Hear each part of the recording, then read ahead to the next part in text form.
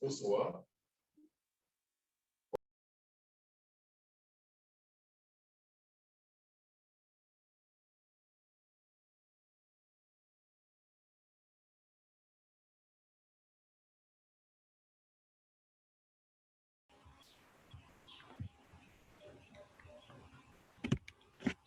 Good evening, everybody. My name is Babasui Michelle. I'll be your anchor for today. Just a quick note that this meeting is being recorded and it's streaming live on our Facebook and it will be available on all our social media platforms.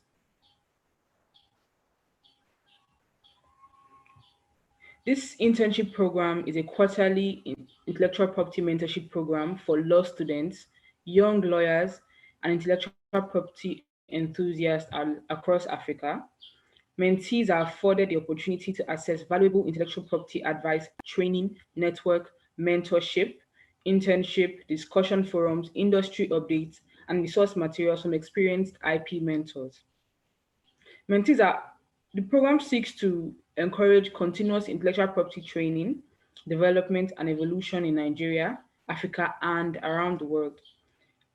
You can watch our videos by searching JIIPCC on YouTube and on Facebook.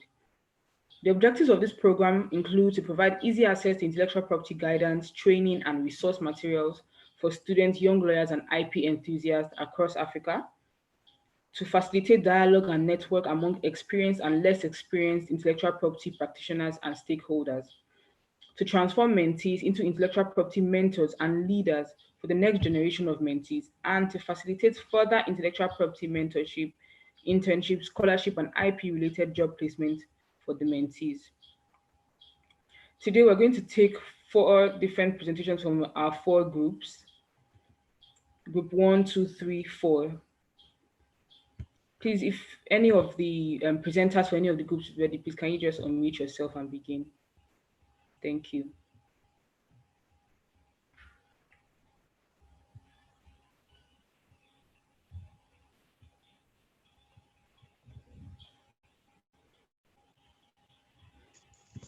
Good evening, everybody.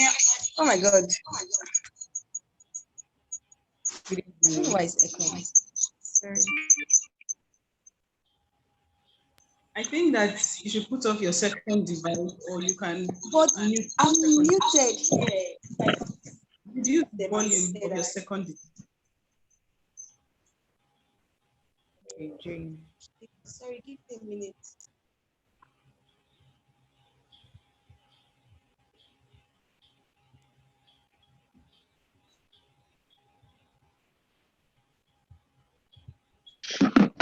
Can you hear me now?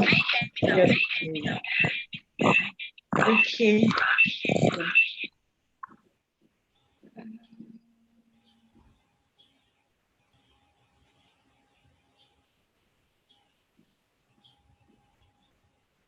Is my screen still showing? Yes, it is. Thank you. Good evening, everybody. Good evening. I'm Ibunedion Jade. It's okay, and I'll be presenting for Group 1 today for the first time. And our topic is on patentability. Sorry, please just ignore this error here. It's not patentability, it's patentability.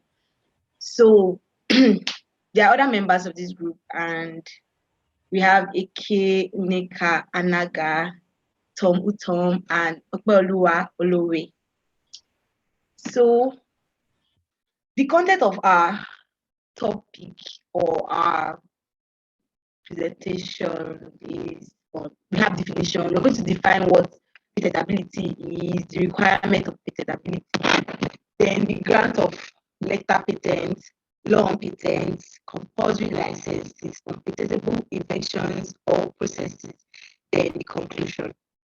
I think our presentation is going to take a while because PowerPoint slide is a bit big and the topic is wide and fast. So what is patentability? Can you hear me? Jane, so are you using the earpiece? No, I'm not using earpiece. Okay, I think it's clearer now. Okay, yeah, I just have to increase the tempo of my voice. So a patent is usually a grant made by the relevant government authorities within a country to protect new inventions or improvements thereon that are considered to have improved the ways the earlier inventions were made or used. In simple terms, what this means is patent is simply a form of market monopoly granted to investors as an incentive to invent or innovate. When you have like a new, like something you've just invented that is very new and germane to the general public, you have to get like a license so that you have exclusive use of that particular invention you made, so that no other person can use that or create such a thing without your permission. Then, sorry. Okay. So there are requirements to get this patent right. So Section 1 of the Nigeria Patent, the law that governs patent in Nigeria is called the Nigeria Patent and Design Act. So Section 1 of that act stipulates the circumstances under which an invention could be patentable. So these requirements are: it has to be new, the results from inventive activity and is capable of industrial application. Then if it constitutes an improvement upon a patented invention and also is new, results inventive activity and is capable of industrial application. So these are the requirements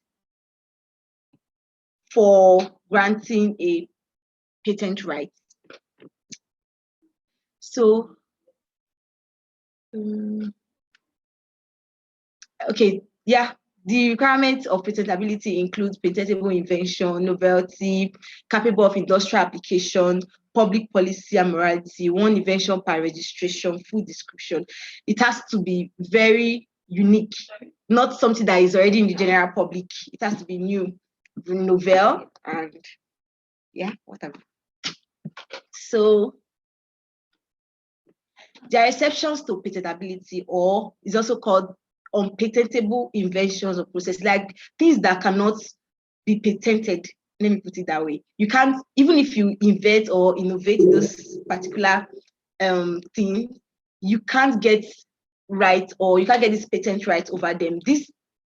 So Section 14A and B of the PDA, that's under Section 14A and B of the PDA, patents cannot validly be granted or obtained in respect of the following: discoveries, mathematical theories, aesthetic creation, playing games, softwares, and method of doing business, therapeutic and diagnostic methods, inventions contrary to morality, then plant or animal varieties. Then, okay, like we said before, the law that governs patents is the Nigeria Patent and Design Act. Sorry.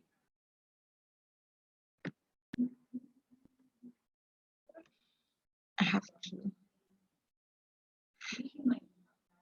Okay, I have to just throw more light on the requirements, because that's what this slide is showing. We've said it before that it has to be new, it has to be novel, it has to not be in the general public for you to be granted the patent right. Then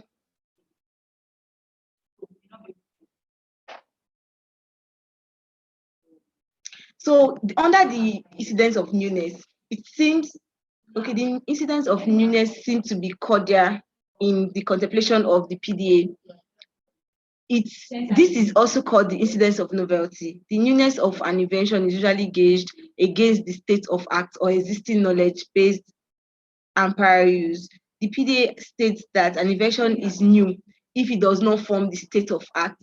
In other words, being part of the existing body of knowledge in the field concerned, which has been made available in writing or orally to the public before the date the application for patent was filed. Like I said earlier, it has to be new. This is what this particular slide is explaining. It has to be, so they are just explaining what newness means, what novelty means. Like, you can't just come and say, oh, you've made this thing. You have to explain that. You have to show that it's not in the general public. Oh, the state of art, blah, blah, blah. Hope I'm doing well. Are we following? Oh my God, I think I lost everybody. We can hear you. We can hear you. Sorry, thank you. So the next on the list is the grant of letter patent.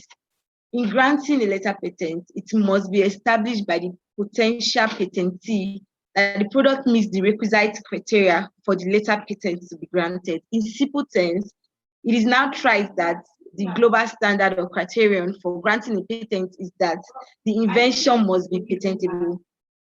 In Nigeria, the Patent and Designs Act does not define the term invention for the purposes of granting a patent.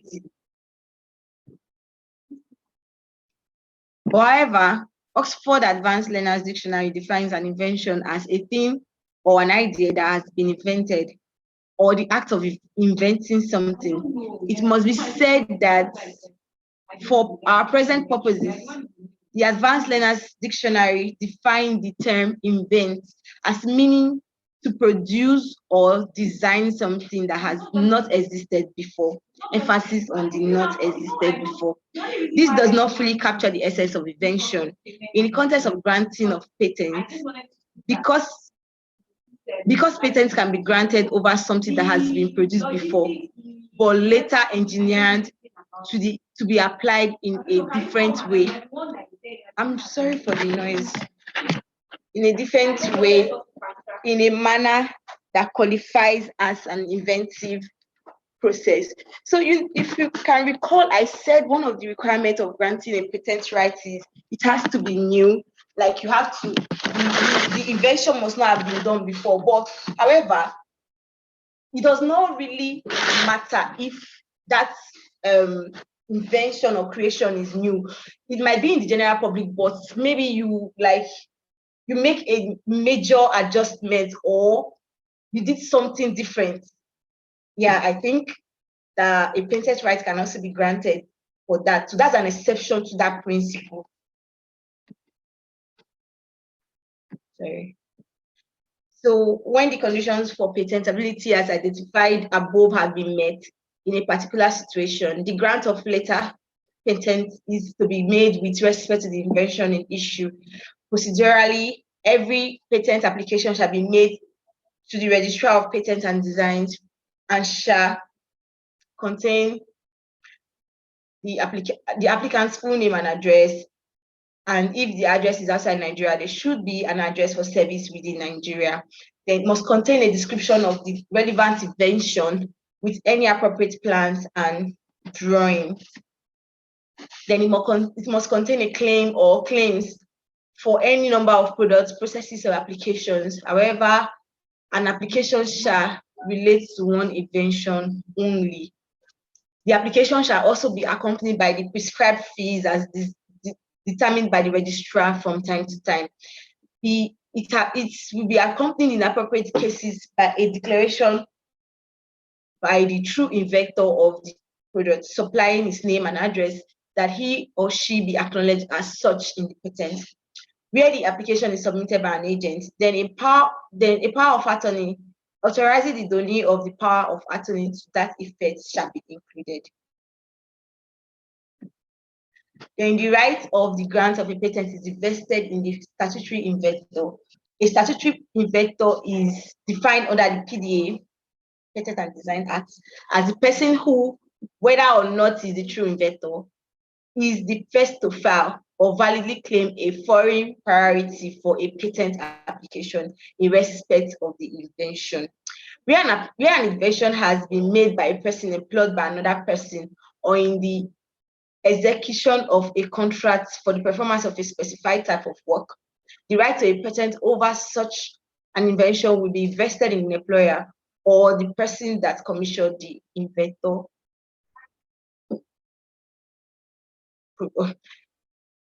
On the employer, yeah. So what this place is trying to say is, the right of patent is exclusive to the inventor. Like, you have an exclusive right, except you want to delegate that right to someone else, or before the expiration of that right, you have an exclusive right when you invent or you get the right to patent. But there's an exception to that. The exception is if you create something or you make an invention, it's the exception. Normally, the right goes to you, the inventor, but there's an exception to that. The exception to it is when you are in a paid employment. Anything you invent the right won't go to you, but your employer. But however, the PDA said that if in such a scenario, then you will be compensated by your employer. Yeah, but they didn't describe the extent of the compensation.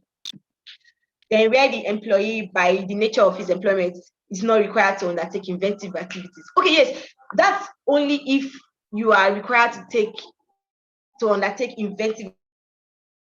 But maybe the employment is for you to be inventing things, like that's what people do in the company. Then whatever you invent will go to the patent right goes to the employer. Just as for copyrights, for journalists, if you're working under someone or you're working in a newspaper company or a place where you people write, yes, let me use that plain words, you don't have exclusive copyright to whatever you produce. It's just same thing as this patent. It's your employer. It goes to your employer because you are in a paid employment. Then okay, let me finish this. Where the employee, by the nature of his employment, is not required to undertake inventive activities or has utilized the facilities or data provided by the employer, or where the invention is considered to be exceptional importance, the inventor is entitled to fair remuneration, like I said earlier, taking into cognizance the salary and the importance of the invention. Under the PDA, this right to remunerate cannot be modified by the contract between the inventor and his employer, and the inventor is entitled to approach the court. That thing is inventor, not invention. Is entitled to approach the court to enforce his right where necessary, where he has been deprived of such rights. So when granted, a patent confers exclusive rights on the patentee, like we said earlier, and precludes any and all other person from engaging in the following acts in respect of the invention covered thereto. Where the patent has been granted in respect of products, the act of making, importing, selling, or using the product or stocking it for the purpose of sale is exclusive to the inventor. And where the patent has been granted in respect of a process, the act of applying the process or doing in respect of a product obtained directly by means of the process, any other acts mentioned above. Sorry, I'm confused myself. So there is something called compulsory licenses. What is a compulsory license? A compulsory license is one that can be granted to third parties for the use of a patented product or a product whose patent application is pending, and this without the approval or consent of the patentee. Okay, what this is saying is, the patent rights confers exclusive right of use to the patentee or the inventor. But there's something called compulsory license. This is the exception to that exclusive rights. When there's an invention now, and this compulsory license is granted so that other people can invent or make that thing, but it doesn't apply to all scenarios. It's just for some exclusive cases, some important cases, some emergency cases, let me put it that way. So it is usually granted in a variety of situations, including but not limited to reasons for preventing the abuse of a patent by the patentee or to respond to national health emergency within the country concerned or abroad. For instance, when there were cases of the outbreak of meningitis and polio, maybe coronavirus, Ebola, in some parts of Nigeria and the world, such situation could be declared a national health emergency that could empower the federal government or the states concerned to grant compulsory licenses to the manufacturer of the drugs, used in treating such ailments without the consent of the holder. Also, another example, in 1997, South Africa effected an amendment. Okay, this is not an example. Amendment to its health regulation to allow for compulsory licenses to be granted for AIDS, drugs, and for local pharmaceutical companies to make cheap and affordable generic versions of those drugs. We all know how HIV is very rampant, so maybe that's why in South Africa, maybe that's why they did that amendment to the act. Then the grant of compulsory licenses is supported by the international regulatory instruments for trade and services relating to intellectual property, which is the Agreement on Trade-Related Aspects of Intellectual Property Right, 1994, TRIPS Agreement 24. Under Articles 30 and 31 of the TRIPS Agreement, contracting parties are allowed to grant the use of patents to third parties without the authorization of the holder, provided that such a grant does not unreasonably prejudice the legitimate interest of the patent owner while taking cognizance of legitimate third-party interest.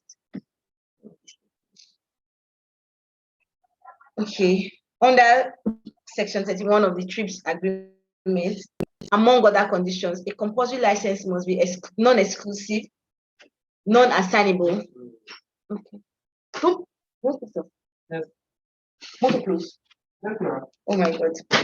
So, please, give me a minute. Under Section 31 of the TRIPS Agreement, among other conditions, a compulsory license must be non-exclusive, non-assignable, be considered on their individual merits. They're just talking about the compensation to be paid to the rightful holder, and the legal validity of the decision to grant such a license, and the decision on remuneration to be subject to judicial review.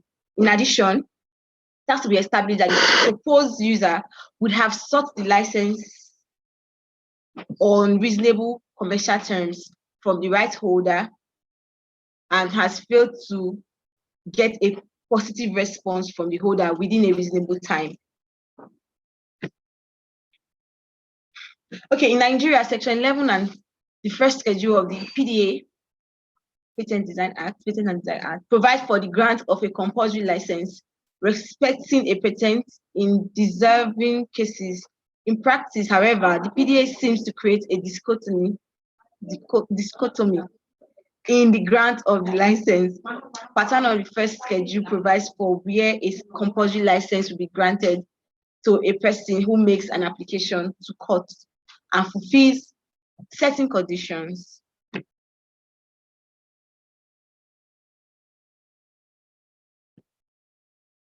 So what are unpatentable inventions or processes? Under Section 1, sub 4A and B of the PDA, patents cannot be validly be granted or obtained in respect of the following: a plan, an animal, plant or animal, plant and animal varieties, or essentially biological processes for the production of plants or animal other than microbiological processes and their products.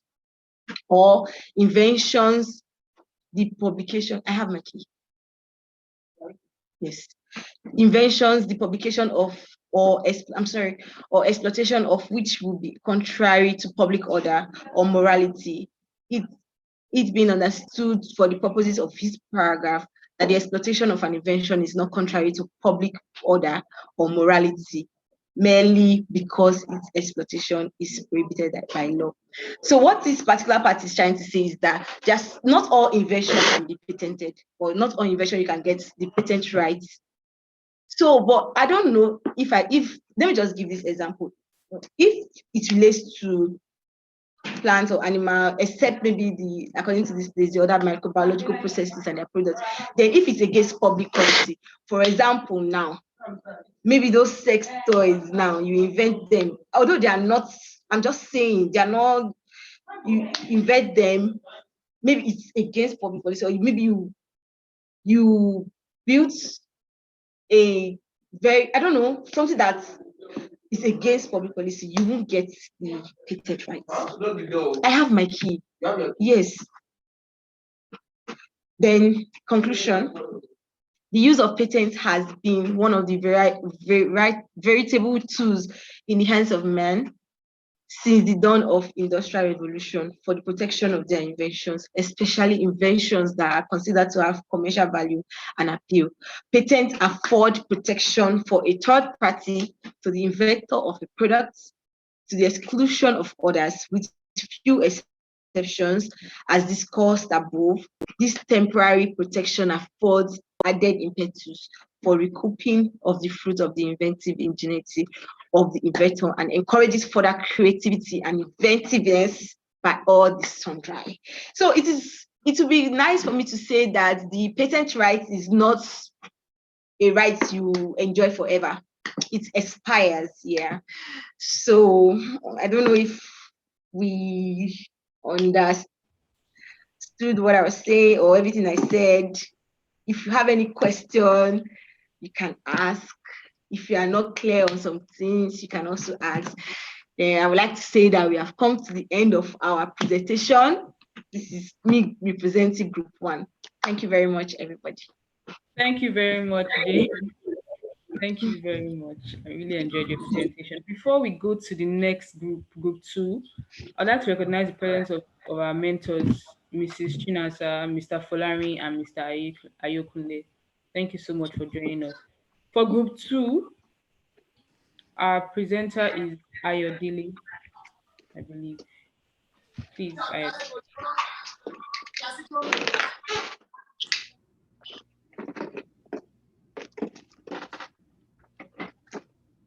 Good afternoon. Can you all hear me? Yes, we can hear you. Okay, my name is Ayodele and I'll be representing Group 2. Okay, I'll like Sorry, to Jane, please. Your screen. Oh, sorry. Thank you. Okay, I would like to share my screen now. All right.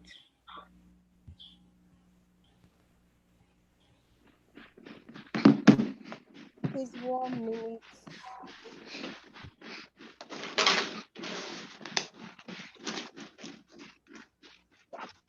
Okay, can we see my screen? Please, if you can see my screen, please let me know so that We can see your I can screen. proceed. Yes, we can. Okay, our topic is patent registration in Nigeria, and I'll be representing my group. My team members include Blessing Ochuma, Divine Precious, Omotoye Omo Shefumi, and Osonyibi Ayodele. Okay, patent registration in Nigeria. Sorry. Okay, we started by defining what patent is. we said a patent is an intellectual property right that confers an inventor with sovereign authority over their inventions. Patent gives the inventor exclusive rights over the invention, design, or process for a specified time frame. We could also say that a patent simply means a license from a government to be the exclusive producer of an invention for for a specific period of time or for a number of time. So patent generally applies to inventions that are probably capable of industrial applications. We also said a patent is conferred on inventors after they have given comprehensive disclosure of their inventions, which may include a product, e.g., lotion, a composition, chemical compositions that treat infections, any kind of infection, a machine. We gave the example of a water filtration machine.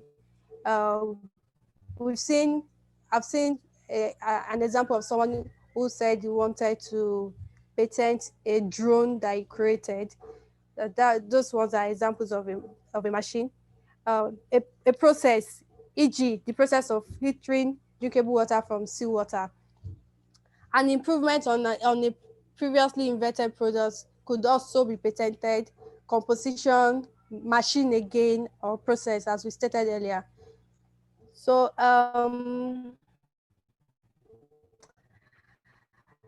then we go to patent regulations in Nigeria.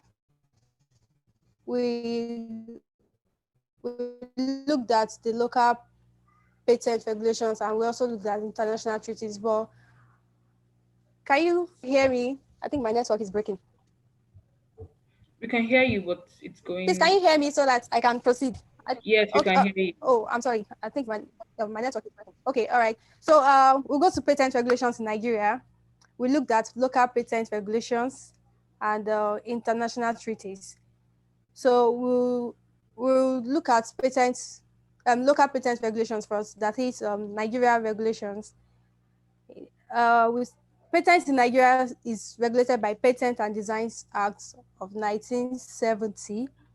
The agency that administers patents is the Trademarks, Patent and Designs Registry, Commercial Law Department, Federal Ministry of Industry, Trade and Investments in Abuja, Nigeria.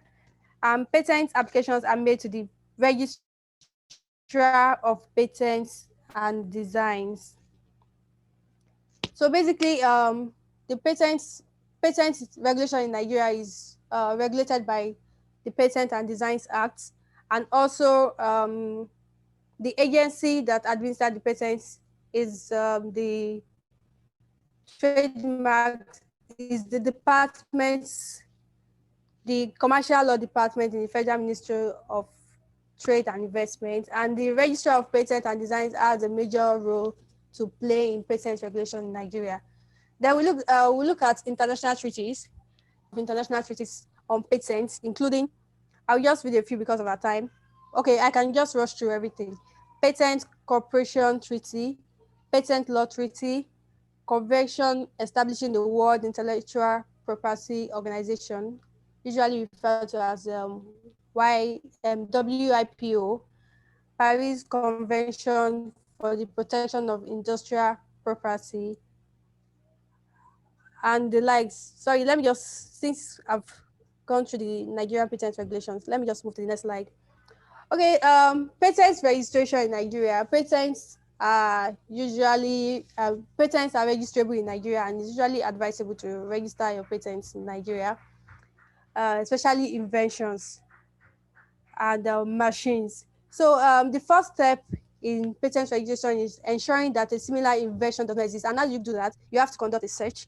And when you've conducted a search, you have to be sure that there's no similar invention. There's no similar invention that has been registered at the patent registry by the registrar of patents and designs. So If the name, if the invention still exists, then the application is made. The application for a patent is signed by the applicant or their agents. Their agent here is somebody who has been conferred with the power of attorney to do the application, and or their agents, and containing the applicant's full name and address. It should also include the following, apart from the full names and addresses. Apart from the full name and address, it should include a specification including a claim or claims in duplicates, plans and drawings, if any.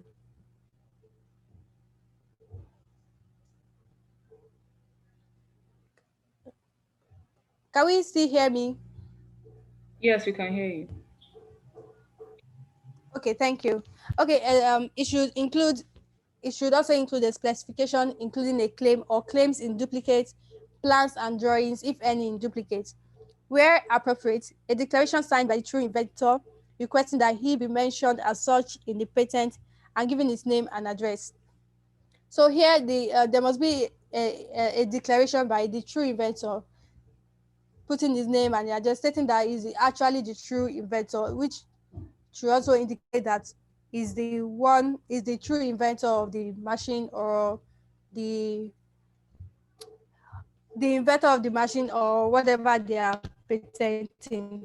So it should also include the power of attorney, like I said earlier, authorizing the agent, or a letter of authorization, or anything that just show that the inventor is authorizing the agent to make the application on his behalf. An address for service in Nigeria, which is very important, that the inventor produces an address in Nigeria. A Nigerian address is very important, and a payment of the prescribed fee. Okay, here we stated that the patent fee for the prescribed fee for patent registration in Nigeria is about 150,000 naira. And registration can be done online. And if you're doing the registration online, you log on to www.iponigeria.com to make the application. And then that's where the registration will start and end. Okay, so we go to patent eligibility. Conditions for patent eligibility. First, the invention must be new or at least have some novelty in its process. Here, what we mean by the invention must be new, it means that there must be it must be something you just created. It must not be the same as the one that has already been registered. It must be a new invention that you want to register. Then the invention must be capable of industrial application. Network is very bad. Okay, the invention must be capable of industrial application. Only one invention may be registered with each application. The invention must not stand against public policies and morality. Yes, if the invention is against public policies and morality, it might not be registered. Those are the things that the registrar look at before registering an invention. Then please, it's important to know that patents remain from the date of filing the application. Okay, during the 20 years duration of the patent, it should be renewed annually by lodging the relevant application form, and the prescribed fee not later than the due date at the registry. Failure to do this will result in the patent lapsing. If application for renewal is not made at the appropriate time, a grace period of 6 months is allowed, within which an application for extension of time to renew may be filed. And that's the application for extension to renew is in Form 6, then you have to pay an extension fee, an extension fee to apply for the extension of time to renew.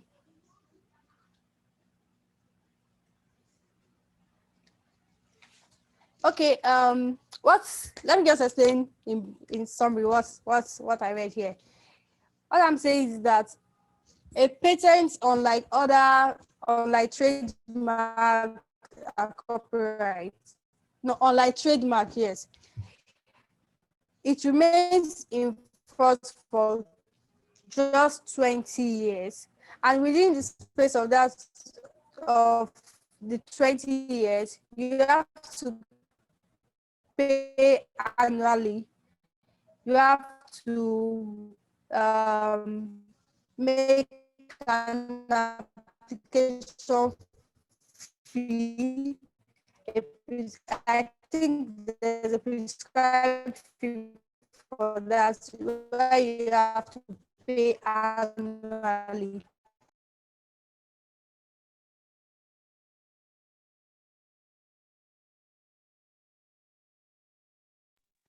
Okay, I guess that she's having internet issues. Hopefully her internet would be back and she will join us to complete her session. So while we wait for her, we'll just go to group 3, and the person presenting for group 3 is Humomot. Good afternoon. My screen.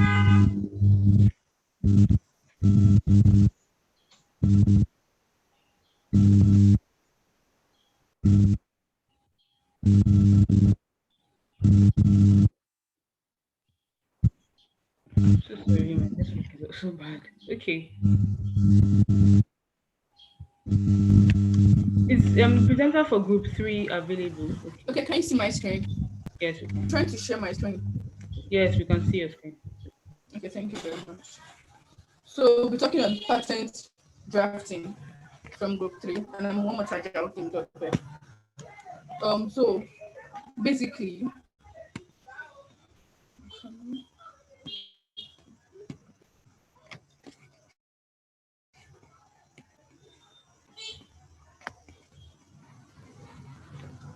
patent drafting is a part of how a patent idea is the place of writing the patent description and the claims. When the patent is issued or allowed, the draft serves as the specification part of the document. The nature of the patent document is techno-legal. That is, the important part of the patent is the technical aspect for which the protection is claimed. These protected element claims have to be made very clear in the document. Claim drafting requires a combination of art and science. You'll move to the next slide. Okay.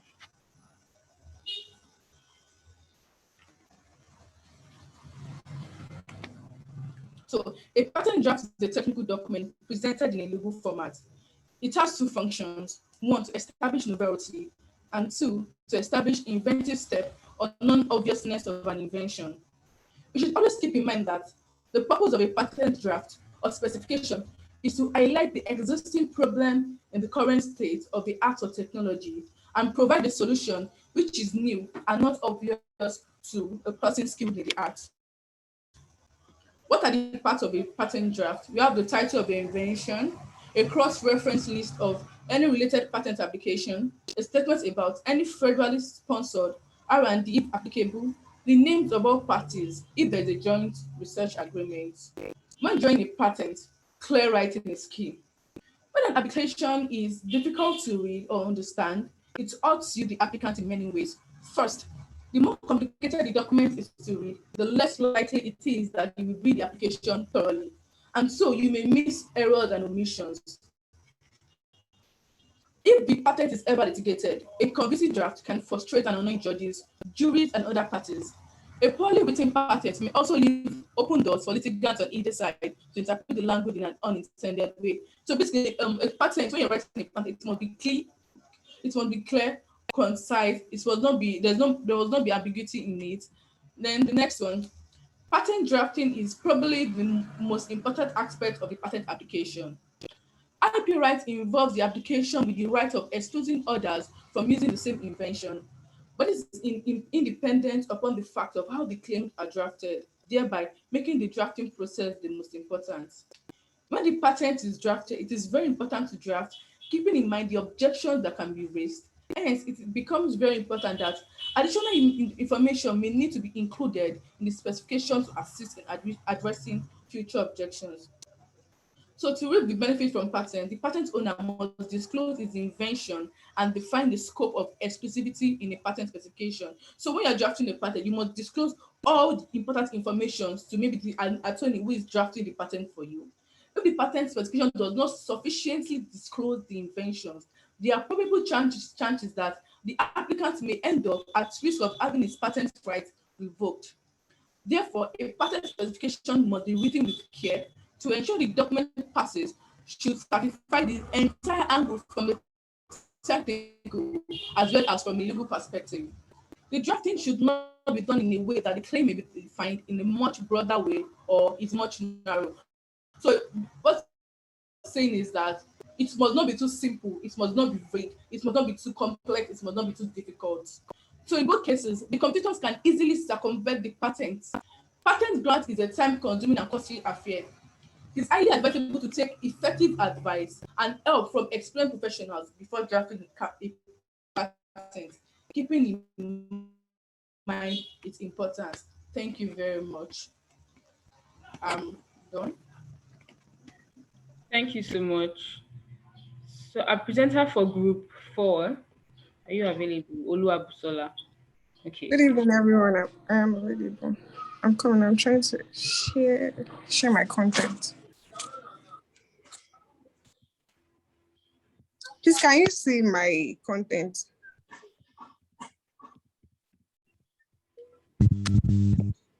Sorry, before then, Ayodele, would you like to conclude your presentation? Is she here? Or are you done? Yes, please, I would like to conclude it. Yes, please, I would like to conclude it. Yes, please, I would like to conclude it. Yes, please, I would like to conclude. Your audio is echoing. I don't know. Yes, please, I would like to conclude. Okay. Now, sorry, my network is very bad, but I have just 2 slides left, and I would like to complete. Okay. Can I share my screen, please? Yes, you can. Thank you. Okay. Thank you very much.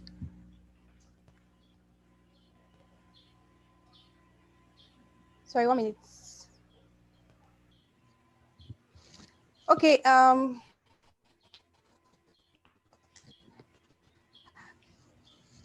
I was talking about exclusions to patents. So according to section 4, sub 1 of the Patents and Designs Act, the following items cannot be patented: plants or animal varieties or essentially biological processes for the production of plants or animals, inventions that would stand against public policies or moralities when made public, scientific discoveries and principles will not be patented, as the Patent and Designs Act does not recognize them as inventions.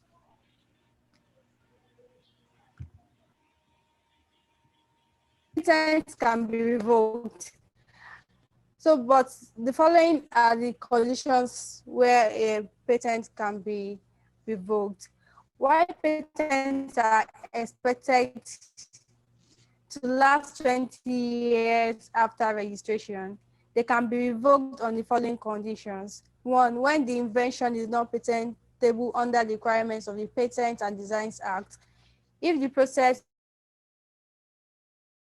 has been granted to another based or prior application, or an application benefiting from an earlier foreign priority. So those are the conditions for revocation. And with this,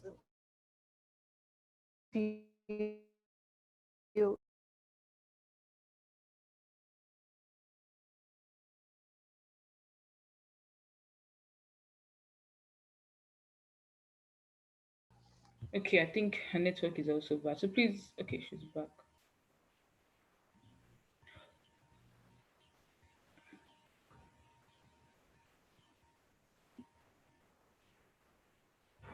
Yeah. Okay, group 4, please. Oluwabusola. Don't know how you'd share your screen now if she's not. Okay, I can't share my screen because, okay. Yes, okay, she's taking it up. Thank you. Good evening, everyone. Please, Evening. can you see my content now? Yes, we can. Okay. Good evening, everyone. I am representing Group 4, and I am to speak on the topic patents, infringement, and enforcement. Okay. So I'd love to define some key terms in my presentation. The first one is the meaning of patent. We can define patents as exclusive time-bound rights given to an inventor by a government where such inventor demonstrates that his disclosed invention is new and capable of industrial application. As it has been said by other presenters that a patent must be novel. That means it must be an innovation that has not been in existence. Like example of a patent was during the COVID-19 when some companies started manufacturing vaccines to help cure COVID. In such a situation, some of their vaccines were new, so they could apply for patents. And a patent is the grant by a government authority to an inventor, and it gives them the right to exclude others from making, using, marketing, selling, or offering for sale of that particular product for a specified period. And when it comes to Nigeria, it covers for 20 years from the date of filing, provided that the process is new, useful.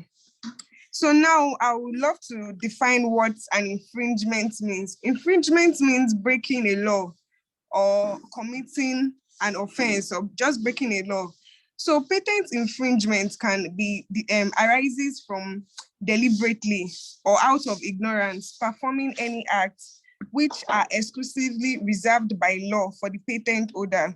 It occurs when any person imports infringing copies, makes, uses, sells, or offers to sell a patented invention without obtaining license from the owner of the patent.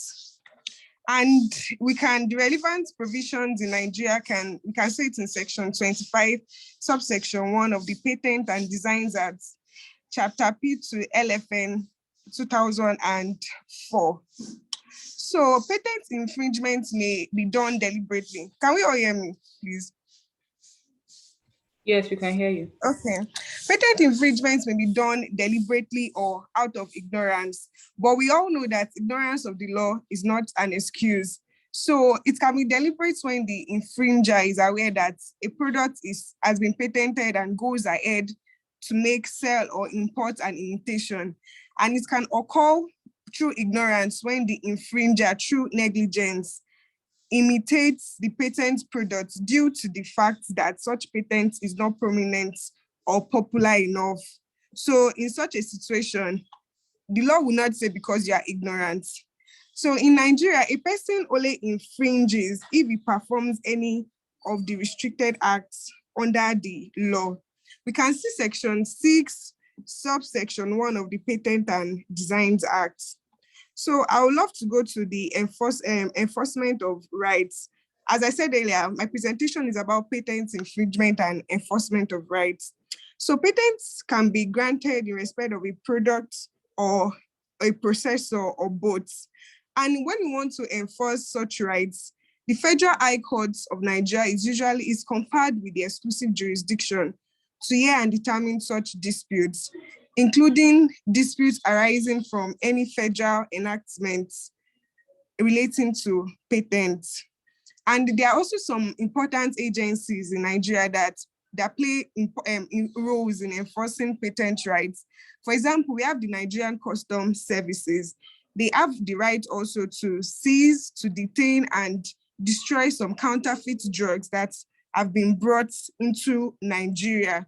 So those are the agencies that help in the enforcement of rights relating to patents. And a patent litigation, some of us may wonder that, okay, how is the procedure like when there's an infringement? How can I enforce my rights whenever when someone infringes upon my patented invention. So it's just as if we are going through a normal civil suit, which involves the filing of a writ of summons, a witness statement on oath, the list of witnesses, list of documents, and to be relied on. And the relevant section can be seen in Order 53, Rule 10 of the Federal High Court's rules. And according to the case in Sotum Mini versus Ocean Steamship, it was decided in 1992. The court held that there is no time limit for commencing an action for patent infringement. And it may be worthy to note that instead of going through the normal litigation, you can actually look at going through the alternative dispute resolution method, either through mediation or arbitration. So that's another means of enforcing your rights. So now I'll go to the remedies that the courts may grant in a case of patent infringement. Some of the remedies include a successful claim for infringement of a patent in Nigeria could lead to the award of substantial damages. And some of them include the orders of declaration. The court can declare that the particular company should stop the selling or the producing or the production of a particular product. The court can also award costs and injunctive relief in order to prevent further infringements. However, the alleged infringer might prove to the courts that the patent is really invalid or that the patent has expired or lapsed. That might be the infringer's defense to the case. It may also argue that the infringement took place before the patent was granted.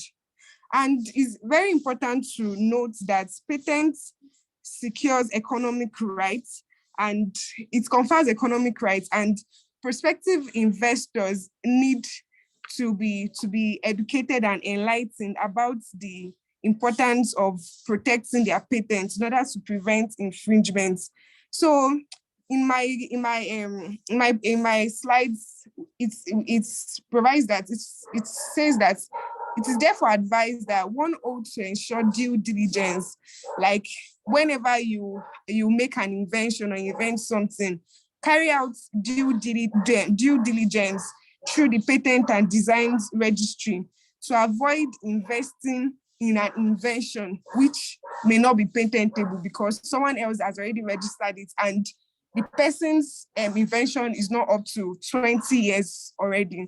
So patent infringement and enforcement is very, very important. So I've come to the end of my presentation. Thank you very much.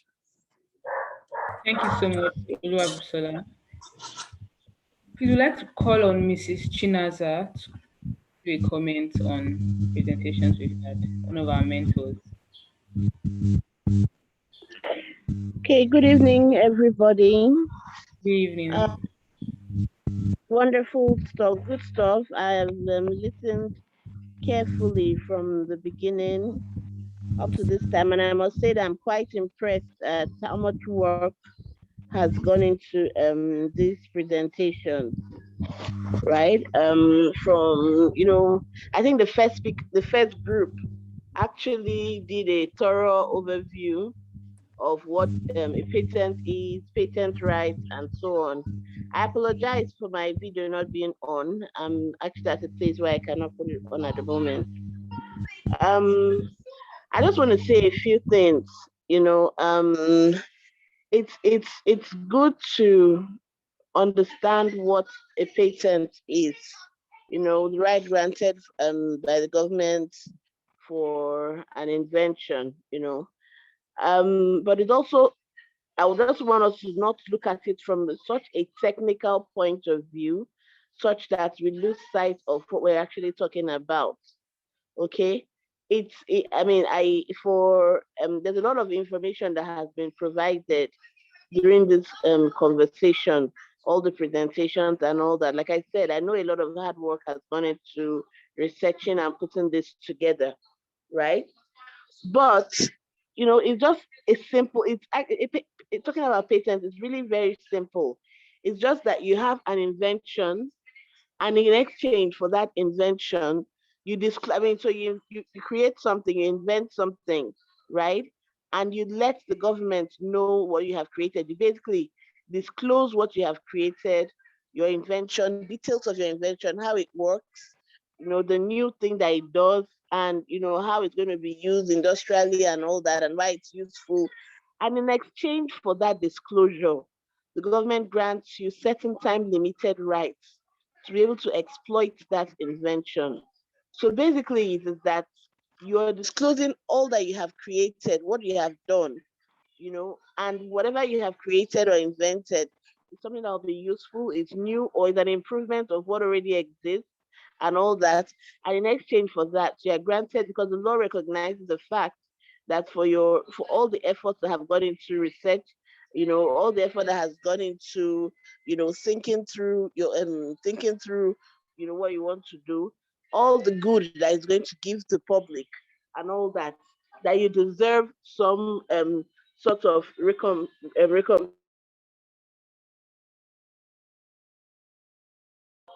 So I just my point is that it's as simple as that, okay? So every other thing that we're talking about, in terms of, for instance, when you talk about compulsory licensing, the compulsory licensing comes in because there's some general good, that is going to be achieved. So even though the law recognizes that you have exclusive rights, to exploit your invention, recoup all the money that you have spent, in bringing it in the process and things like that. Where there is a general good, where it's going to be of, mass um, use and all that, then the government may, grant a compulsory license. Now, I don't know if people are aware of the ongoing discussions about the TRIPS waiver, with regard to the COVID-19 vaccination. That's a very, very important thing. And that's something that sort of buttresses what you guys talked about today. All over the world, we know that we're in a pandemic at the moment, as people are trying to find ways to overcome COVID-19.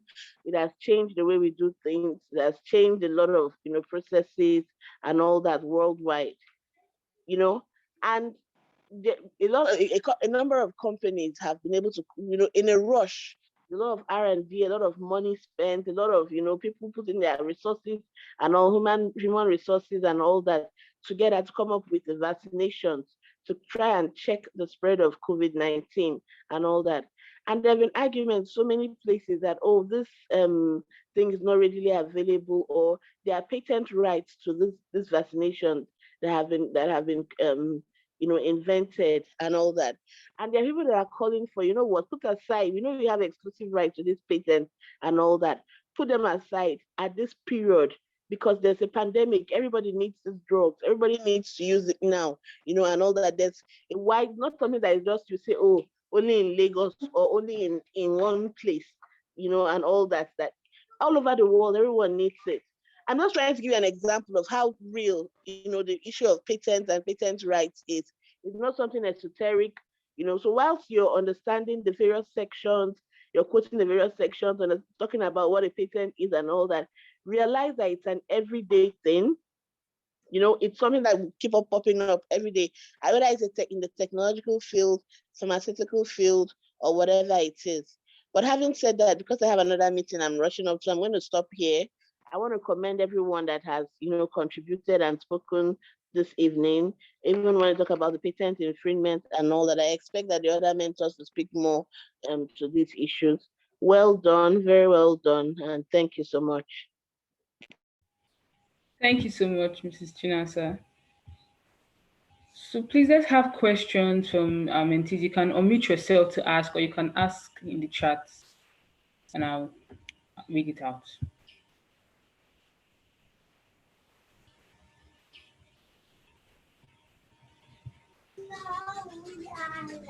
Good evening. Good evening. Okay, so I have 4 questions. One, where an employee invested a new product or patent, whereas no agreement in the employment contract that the new creations will be owned by either the employee or employer, who will own the right to the patent? Two, what are the process of licensing a patent to a third party? 3. In Nigeria, how long does patent protection last? And 4. Are utility models and trade secret alternatives to patent protection? Like, are utility models and trade secret alternatives to patent protection? Thank you very much. All right, thank you. Please, Mr. Folari and I think Mr. Ayokunle is our table. Mr. Folari. We take questions so that we just can just go through tasks together. Yeah, I have a question. Somebody comment. Yes, sir. Okay. Yes, sir, but what You summoned me. I've been yes, sir, we summoned. summoned you. What did you say, Juliana? Sir, we summoned you, but before we then take the answer from you and Mr. Ayokunle. I didn't quite get that. So I can't hear very clearly. So we have our mentees have questions. We want to take all questions at once, and then we'd like you and Mr. Ayokunle to answer for us. To answer the questions, but we didn't make the presentations now. Maybe Kunle is a genius, so maybe Kunle can answer. But me to have questions before. Okay. Let me tell you that. Let me ask my own question too. All right, sir. Please, great presentations. Thank you very much to everybody. I would like maybe the first team, if they could kindly oblige me, or if somebody on this Zoom can help me clarify something. Please, what is an invention? And I would also like to know what industrial application is. I'm not asking for a friend. So do you have any answers for Mr. Folari? Just kindly unmute yourself and answer.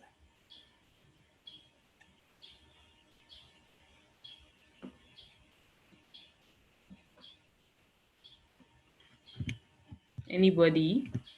He said I believe he said what is industrial application and what is an invention?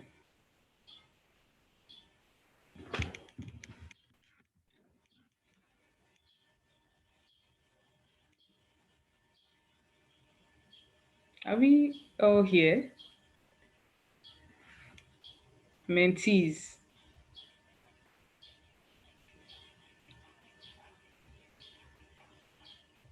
Am I the only one on the chat? So invention can be defined as the act of creating something that has not been made before, like something new. Like that's what I think.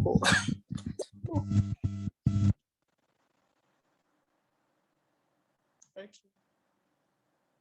What's an industrial application?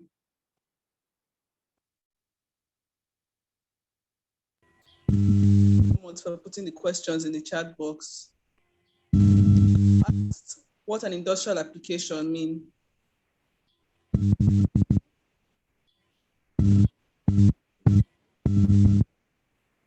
Okay, so maybe they are thinking, let's take up questions, then mentors will help.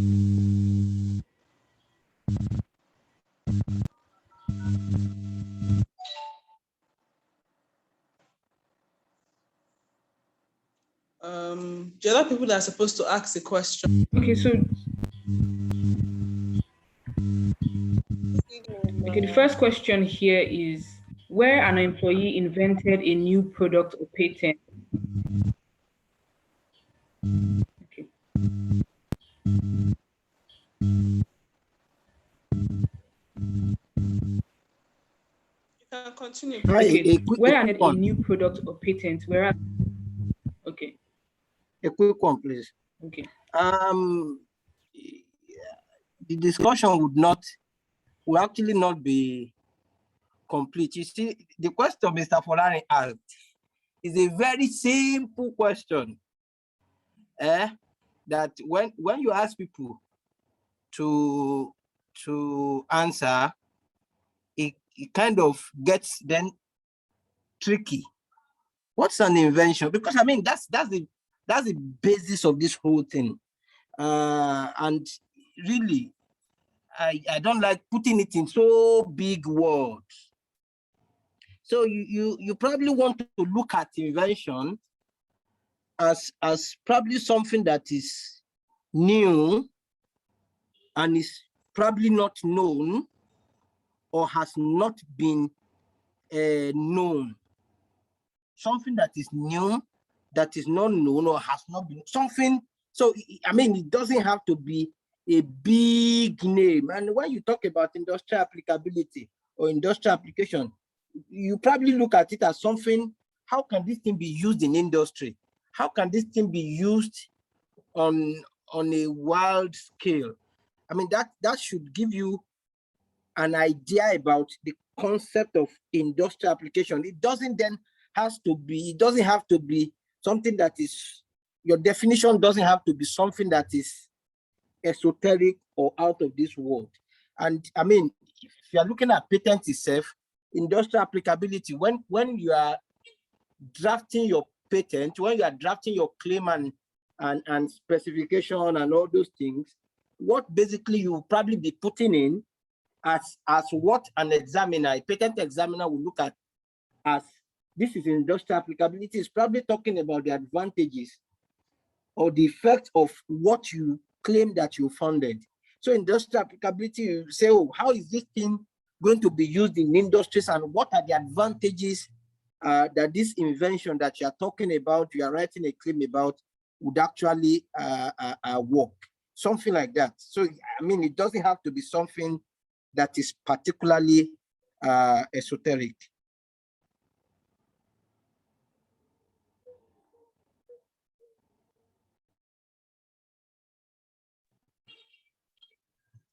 So I guess those are my thoughts on that. And I was actually going to add because at the time they were doing the presentation on drafting, patent drafting, these things are key to a very good extent. We understand that there is the need for time, but then I think I've done one or two of these patent drafting thing and probably collaborated with people, and you know, the way I would probably put it, you say, oh, there is meant to be, what we do in Nigeria is just the formality. And I mean, so if you are then talking about patent claim, what you will be in your head is, oh, the form, who is the applicant, who is the inventor, those things must be there. Then you talk about the claims, which is probably the most important part of the application, and what is meant to be in your claim. You probably talk about the preamble.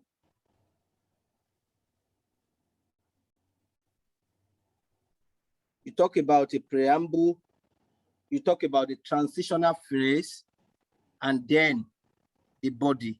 So basically, if I'm telling you, I want to talk about a pencil, I probably want to talk about a writing device. A writing device mean the preamble, comprising of, which is the transitional phrase. Then I can now say an eraser attached to one end of the pencil. That gives, if somebody is probably listening to me, the concept of patent drafting is to allow you, even when you are not holding the object, because the person talked about it being very clear, having language. So if I say a writing device comprising of probably an eraser at the end of, and it then gives you an idea to be able to think along what I'm talking about. And you know, your transitional phrase could either be open-ended. When you are using comprising, it could be close-ended, where you probably are using consist. So, I mean, that's the idea around that. And then you want to talk of your specification, which then comes with your description. And basically, a patent could have just a claim. You could have more than one.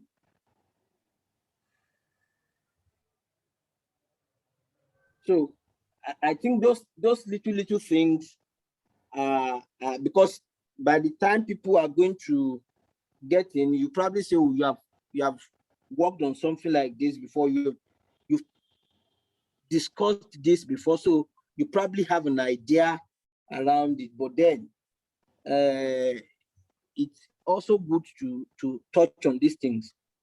Your specification has to be there because why? The inventor will look at it.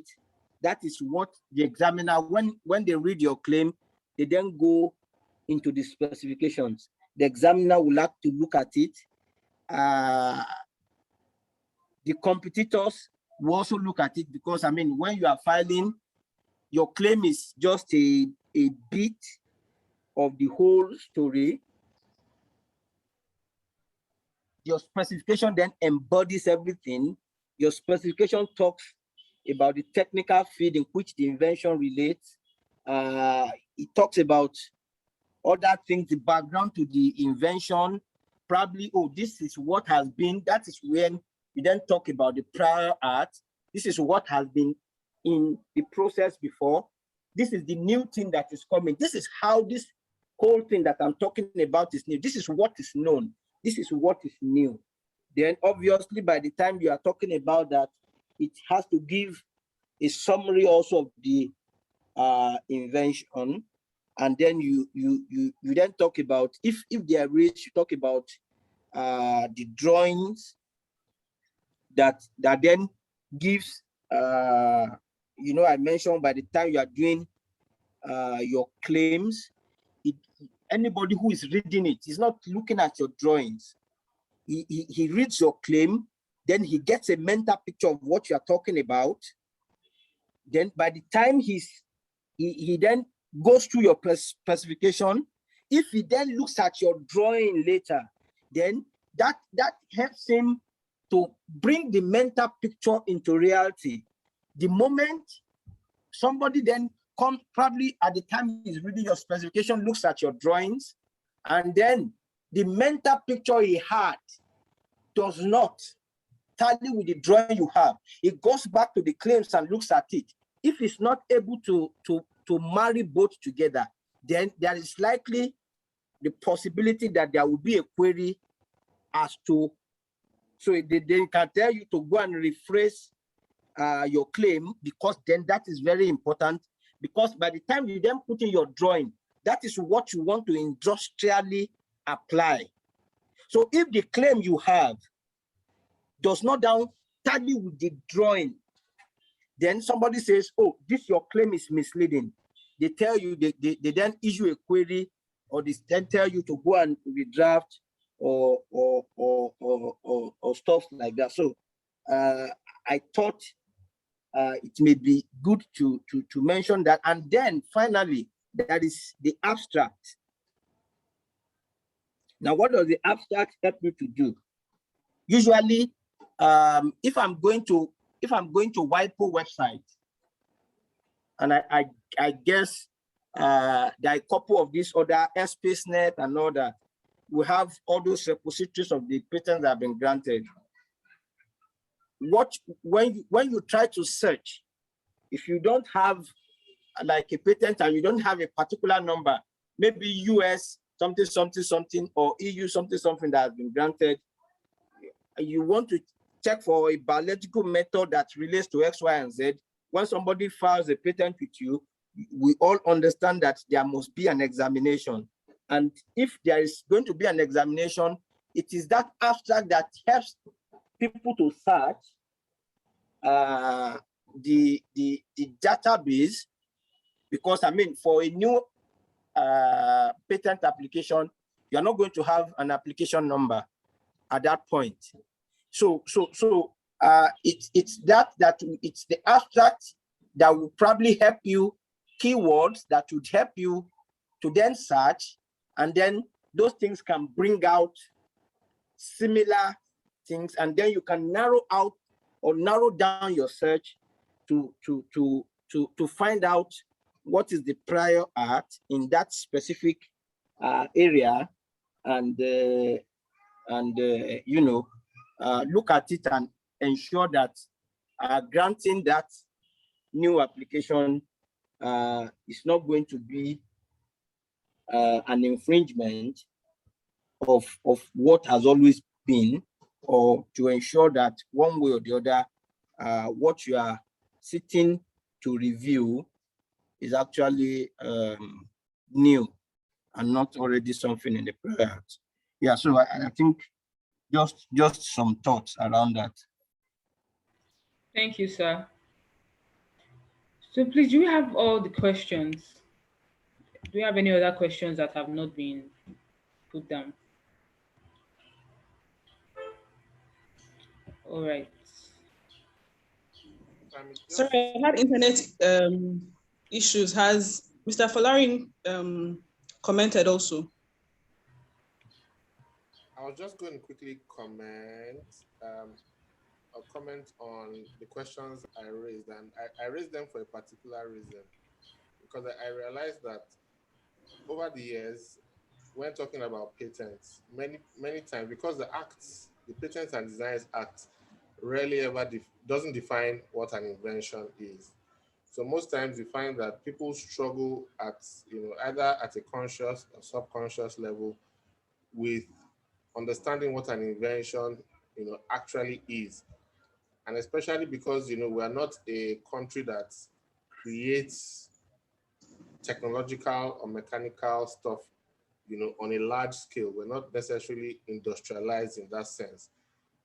It's also a little difficult. When you think of invention, most people think in terms of technology, and that was the reason why I asked the question, those two keywords, what's an invention? Because it's not defined, or at least the definition in the act is cyclical, so it's not defined clearly by objective means. And then industrial application, capable, what does it mean for something to be capable of industrial application?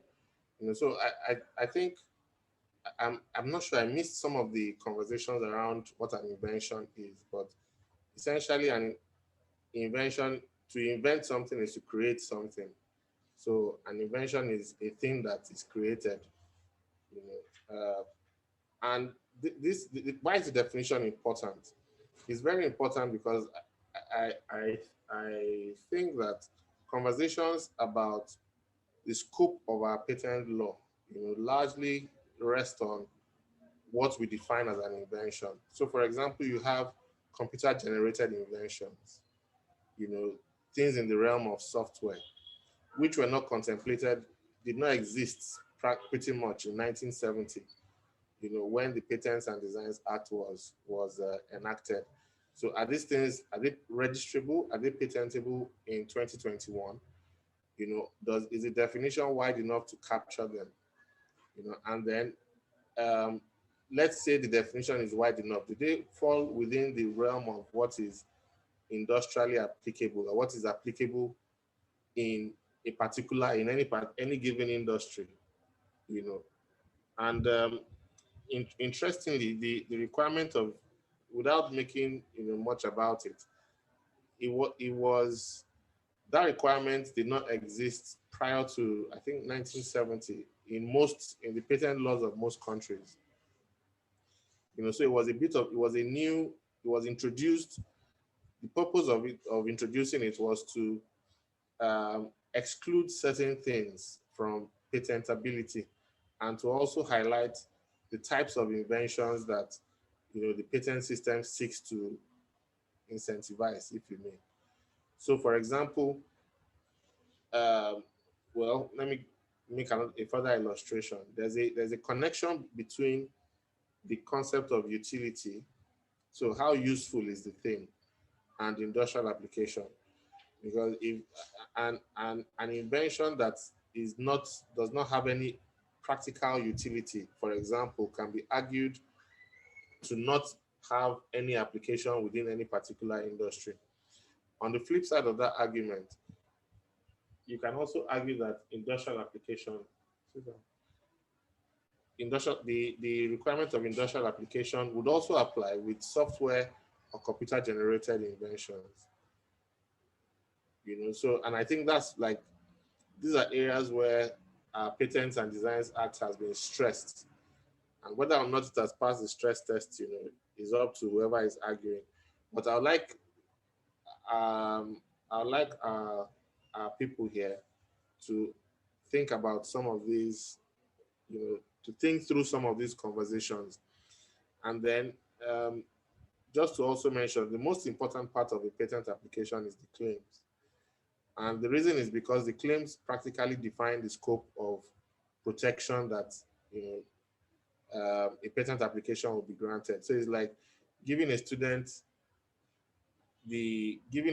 a student to go and prepare the questions for the exam and prepare his or her marking scheme. So the what's it called? The claims tell you what makes your invention work.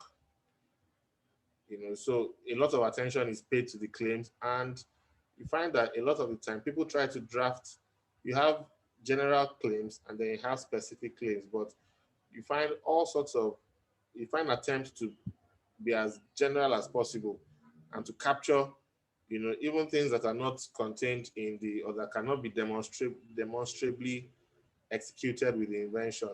You find people put them in their claims so that when suing, a third party tomorrow, you can claim that, no pun intended, it's easy to say this function in this, let's say, software, for example, is an infringement on claim 15 or claim 13A, which states that the software or the whatever will do this and this and this in this, or whatever for this and that. You understand? So it's almost, just think of it like the old objects that people used to draft, where they would draft very broad objects. The company can do everything that the company wishes to do whenever it wants to do it in the way that it shall do it, and so help us God. Just draft a very broad object in such a way that it can capture almost any possible business objective. But then the trick with general objects is you can draft an object to be so general that it then misses the mark. So you find, that's the reason why people say that the claims are the most important part of the application, because that defines the scope of protection that will be granted to the invention. But I'm not sure I also heard anybody say that our patents are not valid. Their Nigerian patents are only valid when tested, because the Patents and Designs Act tells us that there's no guarantee as to the validity of a patent. That patents are granted at the risk of the patentee without any validity, without any guarantee. And that's because at some point in time, and I think we had a conversation with one of your guests, the gentleman, the doctor from India. We had a conversation about, how can we move from registration based on formality to a substantive examination or to a situation where we have substantive examination of patent applications. And I think that's a huge problem, because if you see a patent, the act itself does not give a guarantee, does not guarantee the validity of a patent, then the question is, what then are you giving us when you give us, what then is because the idea of a letters patent is that it is backed by the power of the crown or of the regent or the government. Yeah, so those are some of my thoughts. Thank you, sir.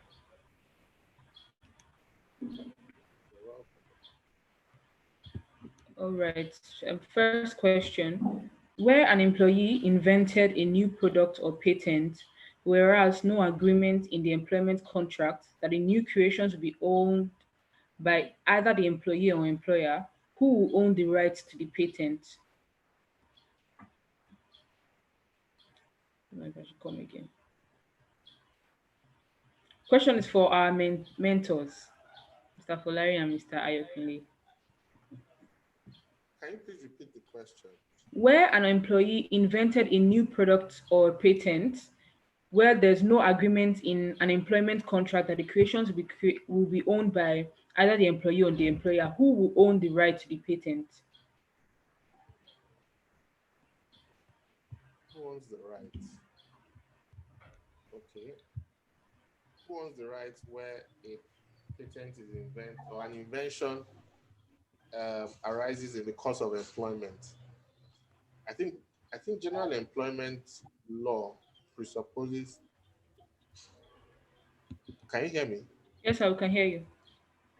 Okay. So let me just reframe the question a little. Is where an employee invents something in the course of his or her employment, who is entitled to apply for the patent in the absence of any agreement? Yeah, does that make sense? Yes, sir. Michelle? Yes, sir, it makes sense. Huh? Yes, sir. Okay. So I think general employment law presupposes that, generally speaking, where, first of all, let's start from here. The Patents and Designs Act recognizes two types of inventors. You have the statutory inventor and the true inventor. So the statutory inventor is the person who registers the application, and the true inventor is the person who actually invented, the invention that is sought to be protected by a patent license. Thank you so much for coming, Senator. Thank you for that. Hello, can you hear me? Yes, we can hear you, sir. Okay. So the Patents and Designs Act distinguishes between a statutory inventor and a true inventor. So it recognizes the fact that there may be a situation where the person who registers is not the person who actually created the thing. And interestingly, the right to the patent is granted to the statutory inventor, or is vested in the statutory inventor, and not the true inventor. So the statutory inventor is the person who is the first to file.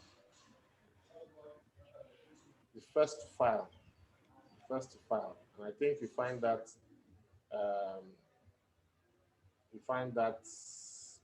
first section 1 or section 2 thereabout, of the Patents and Designs Act, section 2. So that distinction tells us that there are situations in which the true inventor may be either obligated by virtue of terms and conditions of employment or some other type of license, or it may even be stolen. And so I'll pivot from there to say that I think under general terms of under general employer-employee relationship, where an employee creates a thing in the ordinary course of his or her employment, especially using the resources of the employer or not, but perhaps using the resources of the employer, then there's a presumption that that invention or that creation, is vested in the employer and not the employee. But it always, there's no provision in that I know of anyway. What's it called? There's no provision that expressly tells us the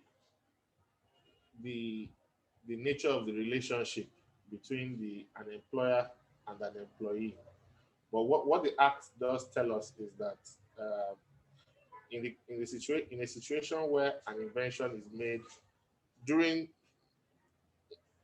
in the course of employment, or where an invention is made by an employee, or somebody who is contracted, so either in the course of employment or in the course of executing a contract, then the Act tells us that the right to a patent will be vested first in the employer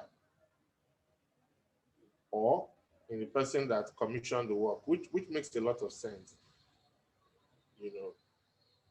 Again, there are also situations where what's it called?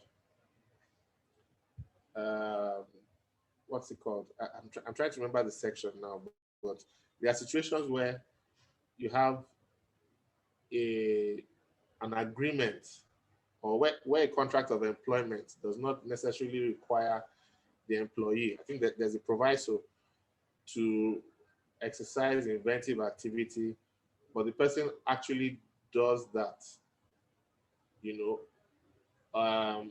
In that situation, or where you have an invention that is important. So if the employee makes a groundbreaking, or the invention is groundbreaking, then what the Act says something about a fair remuneration. So even in this situation, the employer is still entitled to the right to, the employer is still entitled to the patent. Thank you very much, sir. Sorry. So my chairman just turned on the light. So the employer is entitled to the patent. So the Act doesn't, like, in minute detail, break down who is entitled to what. What it just tells us is that where an invention is made in the course of employment, then, or where an invention is made by somebody who is contracted, then the right to patents, and this is the right to patents, not necessarily the patent itself. The right to patent vests first in the employer or the person who commissioned the work. I find it a little interesting, but again, there was a matter, I think I handled I did a registration some years ago on behalf of students of a school. I don't know if I can say this, but the students invented something, a very popular university in Nigeria. They invented something, but their research was funded primarily by the school. So they were going to take part in a competition. They had passed different hurdles, and they were going to take part in the competition, and they decided to register, or to obtain a patent for the invention before going on the trip. So they approached me, somebody approached me on their behalf, and we started the process. Midway into the process, the school realized that there might be some value in it, and they now requested that the school be named as a statutory inventor. So essentially taking over the entire application, and it was an interesting thing, because the students were not employees of the school, but they had essentially come to this or created this product through the auspices or under the auspices of the school, using the school's resources, using the school's time, and etc., with the help of their lecturers. So that was, at the end of the day, we ended up mediating, coming to some kind of midpoint on that. So it's an interesting question, especially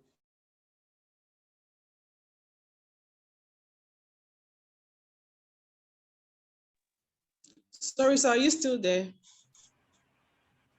Okay, if he's no longer here, Mr. Ayokunle can also respond to the question.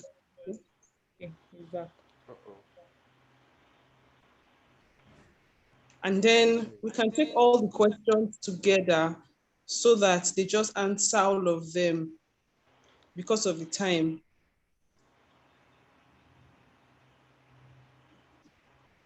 Okay. So the questions are in the chat box. I don't know if, okay. Mr. Ayakunle is still with us. Yes.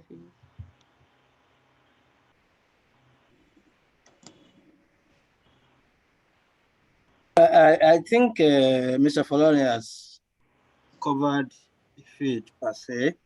The only thing I probably would just mention is for employees, it may be important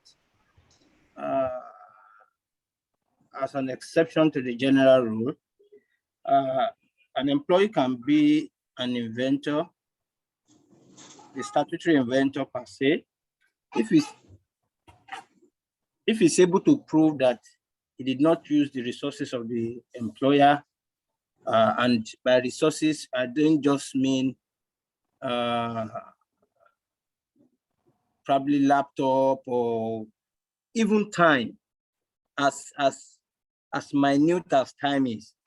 He has to be able to show that, oh, I did not use this, I did not use the time of the employer to do that, and probably giving traces to say, oh, I worked on this at close of business, I worked on this during my weekends. It may not be an issue. I think I've come across some American cases, I can't bring them offhand, that mention the fact that, oh, an employee said, oh, I encountered these issues while I was at work, but he was able to show in clear terms that, oh, I worked on this during my weekends, and he was able to say, oh, I was in social place working on this, I was in social place working on this, I flew to social place to work on this, to make discussions with, and then by value of evidence, the US court actually upheld the fact that he actually had invested so much resources, the sweat of the brow principle. So he actually sweated this thing that came in, he encountered the problem that led to that invention from that way far ahead to put efforts into developing this. So the employer lost out. But if you do those things on the resources of the employer, then it's only commonsensical that the employer would be the statutory inventor. I think I just want to add that. Thank you, sir. Okay, other questions we have. What is the process of licensing a patent to a third party? In Nigeria, how long does patent protection last? Are utility models and trade secrets alternatives to patent protection? Then, do owners of patented inventions have collecting societies, just like copyright owners or any such association that is saddled with the responsibility of ensuring that patented inventions are not exploited by third parties without authorization? So do owners of patent inventions have collecting societies just like copyright owners?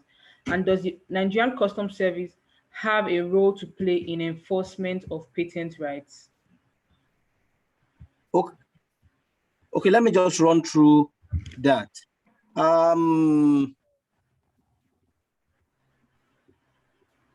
Process of licensing. For me, I think my understanding of that in Nigeria, it's usually meant to be between the statutory inventor and a third party. And basically, before a license will come into place, there must have been a patent that the other party is,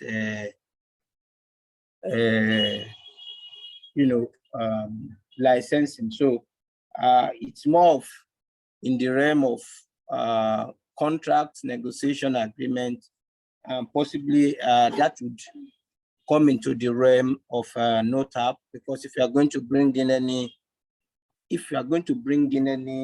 invention, registering any agreement that would involve taking money out then of the country,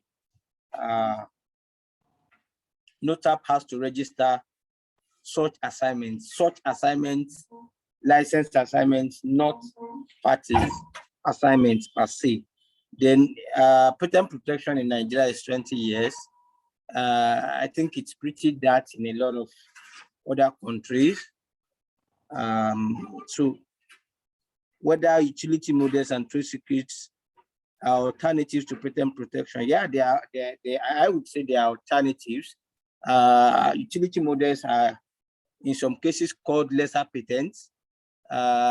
If the thresholds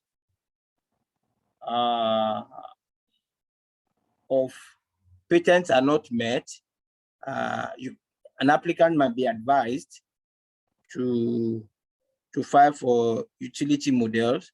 And I think the registry, Nigerian registry, is trying to go that way, though in the wrong mode. They've been telling applicants they look at some applications, patent applications, they say, oh, this one is not up to the standard. In our estimation, is not up to the standard. It then tell you to go and apply to register utility models. But the problem with Nigeria presently is that there is no law.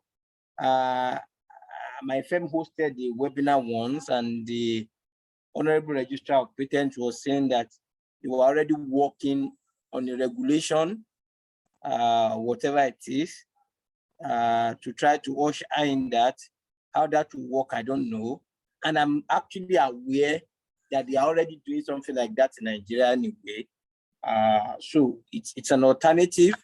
A lot of these countries that started and have very strong patent systems now use something like that to encourage innovation in their society. So yes, trade secrets.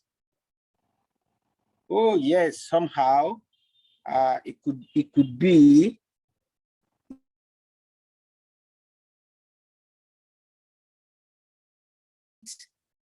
so to say.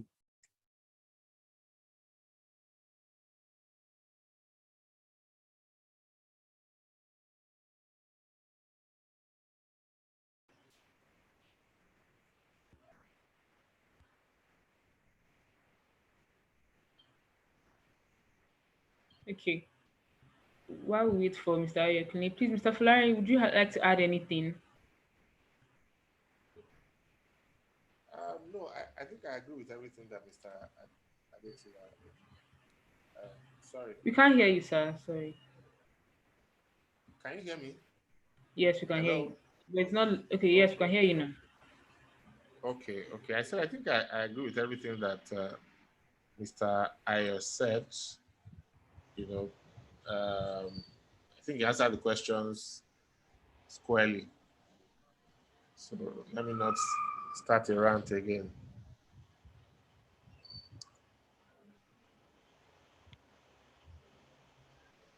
Okay. All right, sir. I think almost everybody's gone already. All right, sir.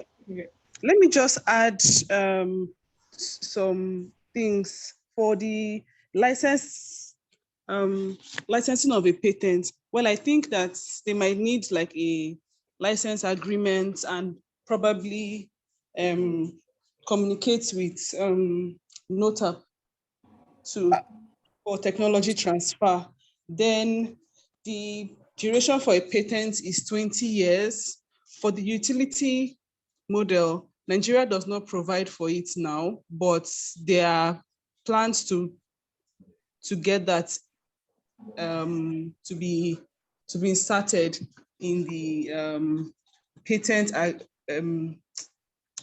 Act.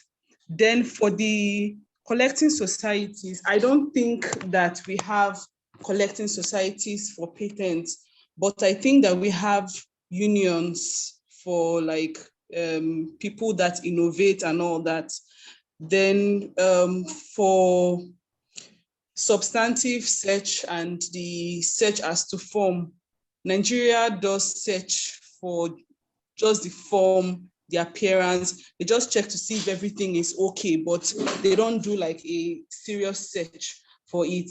Then it's also good to add that for patent, it's territorial. So you can either do your registration in Nigeria, you can do a regional registration, or you can do an international registration via JIIPCC.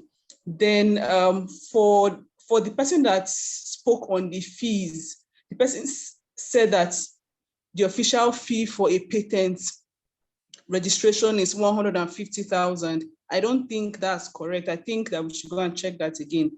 I think that is less than that. That's the official fee. Then there's also refusal. It's possible that you submit everything and that you are given a refusal. That's so when you are dealing with your clients, don't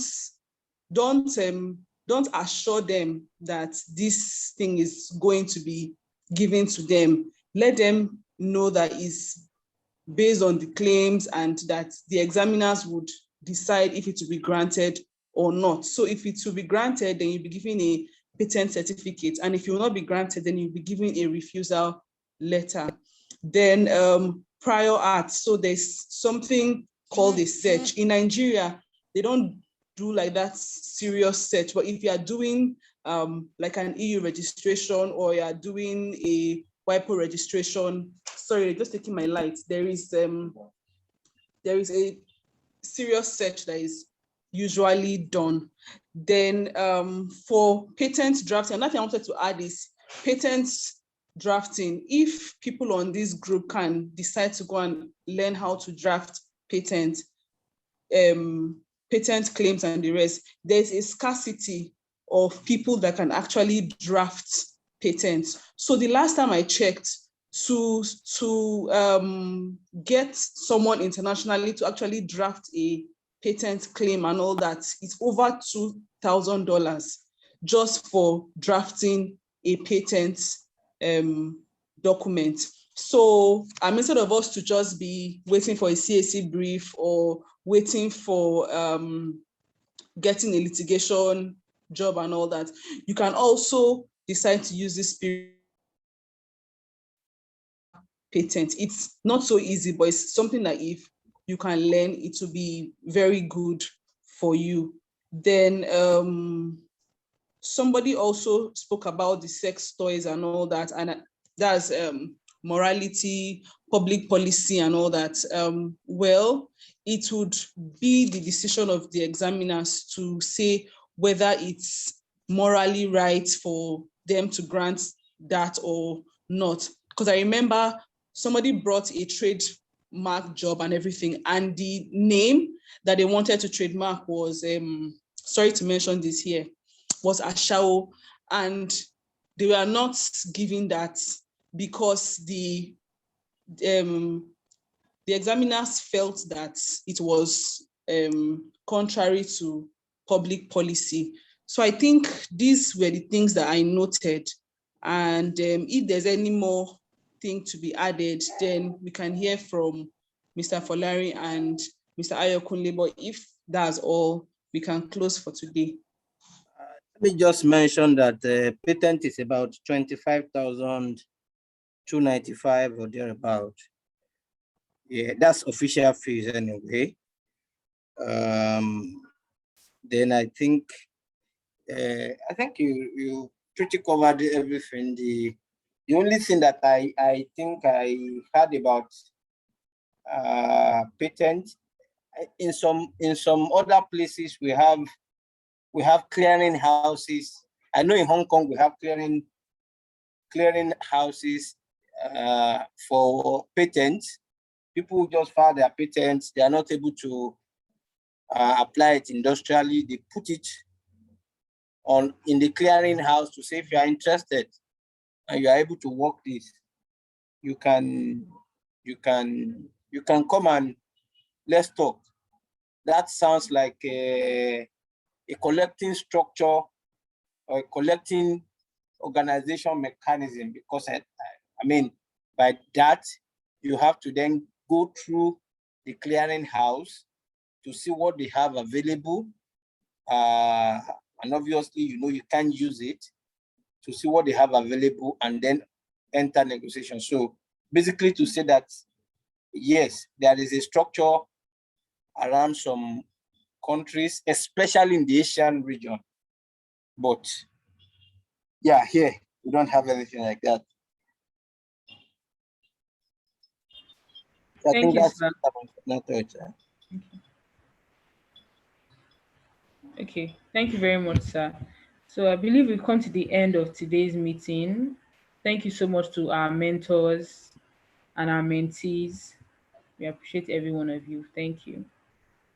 Good evening, Thank everybody. you very much, Mr. Ayokunle. Thank you, Mr. Folarin. Thank you, Michelle, for an excellent anchoring. Thank you to all the mentees that stayed till the end. I hope that you've been able to get something that would help you in your practice. Thank you very much and have an amazing weekend. Bye. Bye, everybody.